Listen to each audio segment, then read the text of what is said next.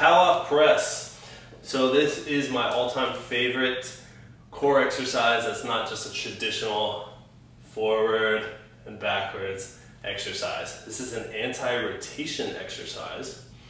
So it requires use of your core muscles in a much different way than sit-ups, crunches, etc. So when you pull that band across, you want to create a 90-degree angle from where you're pushing and from where the band is pulling. So it's pretty easy to hold right here, but as I press it out, I'm extending that moment arm, and all of a sudden it's a lot harder to hold on to. So that's where I want to spend the most of my time. Out here where it's difficult, and then come back in. You're allowing a little bit of rest in between each rep. Go out, hold for a second, come back in. So don't just go out and come back in.